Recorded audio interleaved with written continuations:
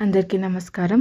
మూలతో బ్రహ్మరూపాయ, మధ్యతో విష్ణురూపాయ, అగ్రత శివరూపాయ, వృక్షరాజాయతే నమః. అంటే అశ్వత్థ వృక్షంలో మూలతో బ్రహ్మరూపాయ అంటే వేళ్ళ దగ్గర బ్రహ్మదేవుడు కొలువై ఉంటాడు. మధ్యత విష్ణురూపాయ అంటే మధ్య భాగంలో విష్ణుమూర్తి కొలువై ఉంటాడు. అగ్రత శివరూపాయ అంటే చిటారు కొమ్మలపైన శివుడు కొలువై ఉంటాడు. ఇలా ముగ్గురు దేవుళ్ళు కొలువైన వృక్షము అశ్వత్థ వృక్షము అనగా రావి చెట్టు.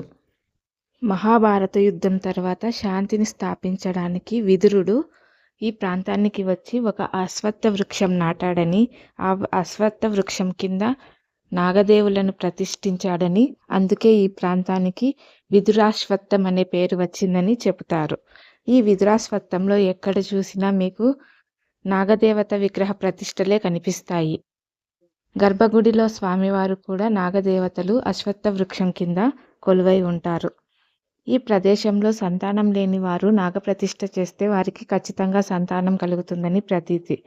అలాగే ఇక్కడ నాగప్రతిష్ఠలతో పాటు అశ్వత్థనారాయణ కళ్యాణం కూడా చేస్తారు. అనగా రావి చెట్టుకు వేప చెట్టుకు పెళ్లి చేయించే ఆనవాయితీ కార్యక్రమాన్ని ఇక్కడ కొనసాగిస్తారు. అశ్వత్థ వృక్షాన్ని నారాయణ స్వరూపంగా, వేప చెట్టును అమ్మవారి స్వరూపంగా భావించి లక్ష్మీనారాయణులకు కళ్యాణం జరిపించినట్లుగా వేప చెట్టుకు రావి చెట్టుకు ఈ ప్రదేశంలో కళ్యాణం జరిపిస్తారు. అలా కళ్యాణం జరిపించడం వలన మనం చేసుకున్న తెలిసి చేసిన తెలియక చేసిన పాపాలు, సమస్త దోషాలు, జన్మజన్మల పాపాలు కూడా నశిస్తాయని భక్తుల విశ్వాసం. అలాగే ఇక్కడ పండితులు అశ్వత్థ వృక్షానికి రావి చెట్టుకు కళ్యాణం చాలా బాగా జరిపిస్తారు. అలాగే నాగప్రతిష్ఠ కూడా 2 రోజుల పాటు జరుగుతుంది.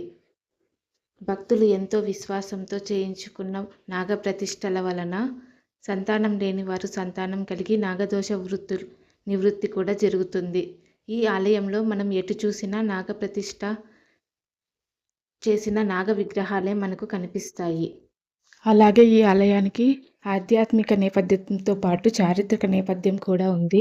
1935 సంవత్సరంలో ఈ గ్రామస్తులందరూ జాతీయ జెండాను ఎగురవేయాలని అనుకున్నారు.